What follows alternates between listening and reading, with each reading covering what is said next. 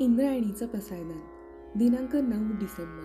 सुगंध सेवा. लेखक डॉक्टर संतोष मोतीराम मुळावकर. अभिवाचक अमेया संतोष मुळावकर. उटकत झालेलं चैतन्य वात्सल्याच्या पोटी लगबगीनं जन्म घेऊन आपल्या जीवनाची सार्थकता आणि कृतार्थता शोधत समर्पित व्हायला लागतं. तेव्हा चैतन्याला सेवेचा आकार आणि संस्कार सापडायला लागतो. सेवेला आनंदाच्या सुगंध क्षणांचा अविरत शोध असतो.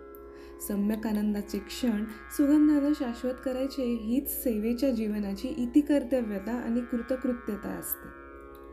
सेवेला आरंभ असतो पण शेवट नसतो. शेवटचा दिवस हे सेवेचं इप्सित नसतंच. सेवा अविरत अविश्रांत असते. थकवा सेवेच्या ठावी नसतो, कंटाळा तिच्या गावी नसतो. सेवा आईच असते. आई कधीच थकत नसते आणि कंटाळत नसते. सगळीच तिची लेकरं असतात. ती लेकरांच्या जखमांवर हळूवार फुंकर घालत असते. जखमांवर पट्टी बांधण्यासाठी स्वतःच्या अंगावरच्या लुगड्याचा चिंध्या करत असते. गरम दुधाचा प्याला लेकरांच्या ओठी लावण्यापूर्वी स्वतःच्या वत्सल फुंकरीनं त्या प्यालातलं दूध निववत असते. लेकराचं हगणं मुठणं त्याच वात्सल्यानं करत असते. दुखलं कुठलं विचारत असते. जखमांची आत्मीय विचारपूस करत जखमा विझवत असते, बुजवत असते. फाटलेल्या तुटलेल्या भागाला आतड्यानं टाके घालत एक जीव करत असते.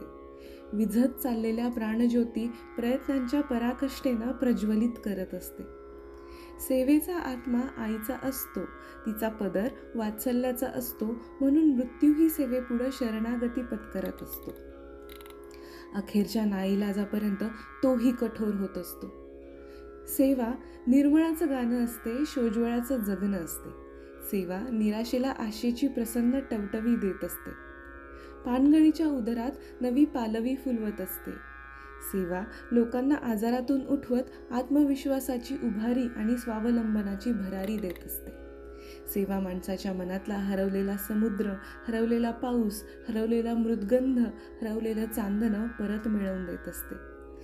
सेवेचं हे उदात्त आयुष्य जगणाऱ्या डॉक्टर द्वारकानाथ कोटणीस यांच्या आयुष्यात येणारी 9 डिसेंबर 1942 ही अखेरची तारीख म्हणूनच त्यांच्या जीवनाच्या अमरत्वाची तारीख ठरत असते.